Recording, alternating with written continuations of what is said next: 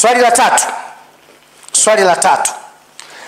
tatu linataka kujua kwa nini Dr. Sule haongei na Sheikh Nuruddin Kishki, tupe sababu. Alosema mimi siongei na Sheikh Nuruddin Kishki nani? Mimi naongea na Sheikh Nuruddin Kishki, labda yeye haongei na mimi, lakini mimi naongea naye. Mimi naamini kabisa Nuruddin Kishki ni mmoja wa mashekhe. Alafu Nuruddin Kishki kwa umri ni mdogo wangu. Mimi nimeanza dawa kabla yake. Mimi nimeanza kuhubiri dini kabla ya Nuruddin Kishki. Miongoni mwa watu niliopokea mwanzoni mwa miaka ya 94 95 ni Nuruddin Kishki na Anwar Jongo. Hao watu mimi nimeanza kufanya nao kazi miaka ya 94 95. Kwa wale wanaokumbuka vizuri mwaka 94 95 hao vijana ndo walianza kuchipukia katika kazi ya dawa. Na mimi nakiri, nasema wazi kutoka moyoni na Mwenyezi Mungu awe shahidi. Nuruddin Kishki wakati niko na mke wangu Mama Amina, alikuwa anakuja nyumbani, tunashinda nyumbani, tunakula wali, tunaenda kufanya kazi ya dini. Mimi nishakuwa muhadhiri mkubwa na jina wao, yeye na mwenzake Anwar Jongo bado wako, kizazi ndo kinakuwa. Kwa hiyo niseme tu mimi naongea na Kishki na sina sababu ya kutokuongea na Kishki. Kwa sababu mimi Kishki kwa umri ni mdogo wangu, lakini pia nimefanya naye kazi. Nilipotoka hija, maudhui yangu ya kwanza nilikwenda kuzungumza naye katika msikiti wake. Lakini katika maisha lazima tukubaliane. Kuna wakati mnatofautiana katika akida. Kishki ni Answari kiakida. Mimi ni mtu wa Maulidi kiakida. Kwa hiyo tunapotofautiana kwenye akida tunabaki kutofautiana kwenye akida zetu. Lakini swala la kuwa hatuzungumzi si kweli, mimi nazungumza naye. Na pale anapokuwepo mambo ya msingi mimi nashiriki. Na nikipata muda mashindano ya Qur'ani mwaka huu nitakwenda kushiriki. Kwa sababu mimi ni mmoja kati ya watu ambao wanaunga mkono kazi na jitihada za dini. Mimi siangalii bid'a, mimi naangalia chenye faida. Kwa sababu ningekuwa naangalia bid'a hata kwenye mashindano ya Qur'ani ya Kishki nisingeenda. Kwa sababu mtume hajawahi kuwa na mashindano ya Qur'ani mahali popote. Yaani hajawahi kufanya mashindano ya Qur'ani watu wakapata zawadi, mtume hilo hajafanya. Kwa hiyo katika bid'a ni hiyo. Imo pia. Hakuna hilo. Lakini mimi naangalia ubora wa kile kitu chenyewe kinachofanyika. Thamani ya kuitangaza dini. Kwa hiyo nikipata fursa mwaka huu nitashiriki, sina mashaka. Lakini pia mwaka 2019 kama sio 20, kati ya hiyo miaka miwili 2019 2020 mashindano ya Nuruddin Kishki yaliyofanyika pale Dar es Salaam, mgeni rasmi akiwa Dr. John Pombe Magufuli, nafikiri kwa mwaka 2019 kama sio 20. Mshindi wa 5 wa mashindano yale, binti mmoja mwenye umri wa miaka 12 aliyetoka katika wilaya ya Mkuranga. Mimi ndo nilitoa zawadi, kampuni yangu ndo ilitoa zawadi ya huyo mshindi. Na hawezi kukataa ili Kishki wala Islamic Foundation. Mimi ndio nilitoa zawadi. Yaani katika wadhamini wa mashindano hayo mimi nilikuwepo na mimi ndio niliyeshiriki. Japo mwenyewe nilikuwa Kongo, lakini timu yangu ilishiriki na walienda pamoja kufanya kazi hiyo. Kwa hiyo niseme tu mimi binafsi sina ugomvi wowote na Kishki na nazungumza naye. Lakini tunazungumza naye yale tunayokubaliana. Yale tulisiokubaliana tunabaki na misimamo. Yeye hakubali hili na mimi hili silikubali. Mimi nabaki na ninachoamini na yanabaki anachoamini, lakini mwisho wa siku tunabaki sisi kuwa ni Waislamu. La ilaha illa Allah Muhammadur Rasulullah ndiyo kilma inayotuunganisha.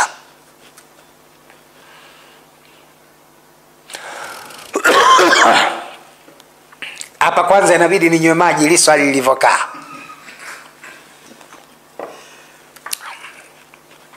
Swali linauliza, hili ni swali la 4 hili. Linauliza hivi, Dr. Sule ni mtu wa majigambo? Sasa nimejigamba kwenye lipi? Mimi si mtu wa majigambo. Ila mimi mtu wa kuhadithia neema alizonipa Mwenyezi Mungu. Na hii ni amri ya Qur'ani. Mwenyezi Mungu Subhanahu wa Ta'ala anasema wa amma bi ni'mati rabbika fahadith. Na hakika neema ya Mola wako ihadithie. Unajua kuna watu wanahisi ukiwa na maisha ya pangu pakavu tia mchuzi ndo mcha Mungu. Ukiwa na maisha ya dhiki wewe ndo Muislamu mcha Mungu. Haya maneno sio kweli. Na watu wengi wanaogopa kutaja neema walizonazo. Na hii ndio inapelekea watu wengi kuhisi Waislamu hawana mafanikio, wenye mafanikio wengi ni wasiokuwa Waislamu. Mimi siku zote huwa nawaambia watu mfano hai.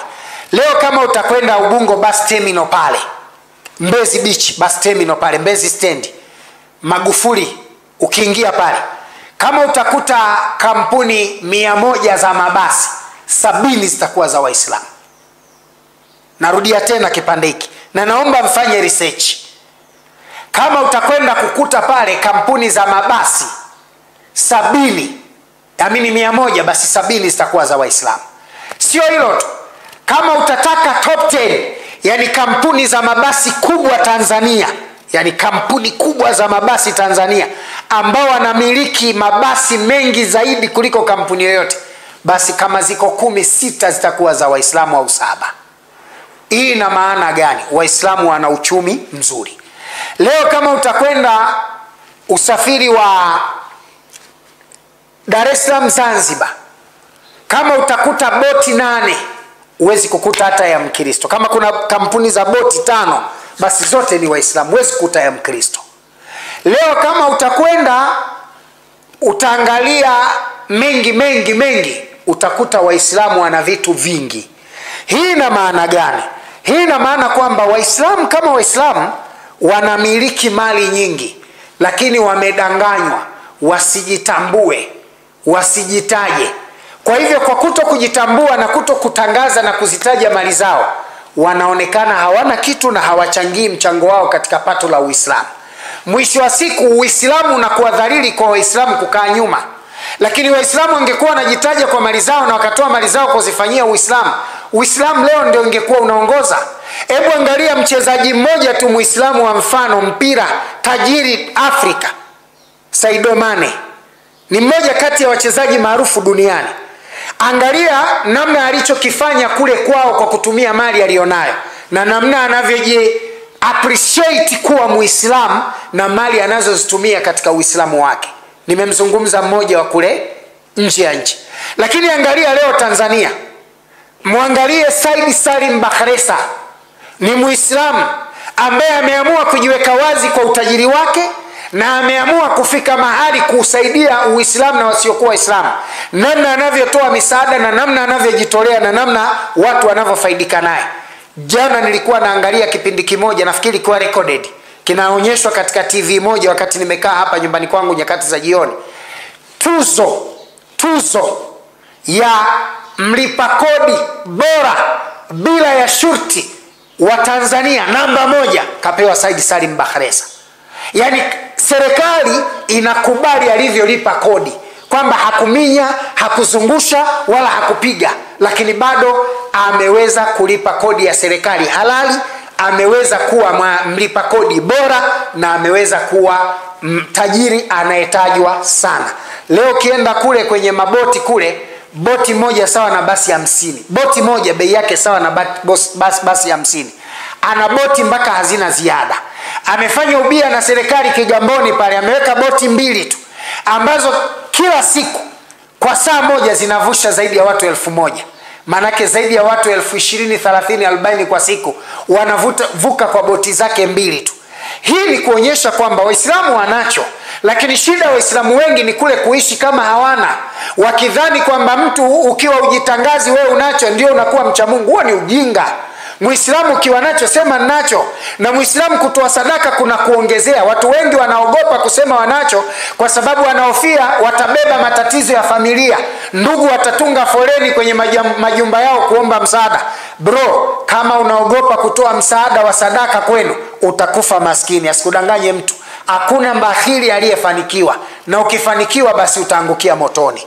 Kwa hiyo swali nakuja, Dr. Sule ni mtu wa majigambo? Jibu sio hapana, isipokuwa Dr. Sule ni miongoni mwa watu ambao wanapenda kuonyesha kushukuru neema za Mwenyezi Mungu. Mimi wanasema na hiki na kile ili watu washukuru kwa neema za Mungu alizonipa, ili kesho na kesho kutwa ukiniona mahali fulani ambako hukupatarajia kuniona, usije ukafikiria mimi natafuta hela. Yani ufikirie kwamba niko kwa ajili ya kusaidia jamii. Let's say kesho nimeamua kwenda kulima kijijini na heka 2000 nimezilima nikagawa chakula.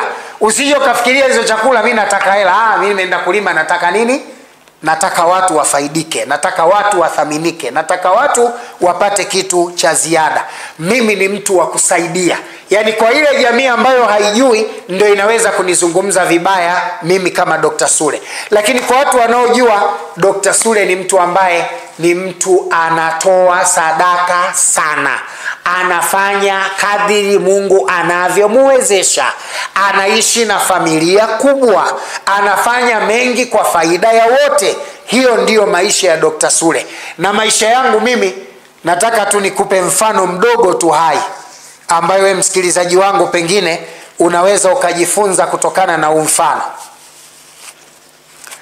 Katika mwaka mzima, maisha yangu mimi Sule, katika mwaka mzima, ile milo 3 ya asubuhi, mchana na jioni, kama mwaka mmoja kuna mlo nimekula mimi na watoto wangu na mke wangu peke yetu, basi kwa mwaka labda mara 5. Zinazobaki zote nakula na watu, na sijali wameniarifu wanakuja au hawajaja. Kwa nini? Kwa sababu mimi naamini katika kutoa. Mimi naamini katika kuchangia. Na hili ndio pengine linanifanya siku zote maisha yangu Mwenyezi Mungu aendelee kuyafungua. Sasa niseme tu hayo ndio majibu yangu kwa wale wanaosema Dr. Sule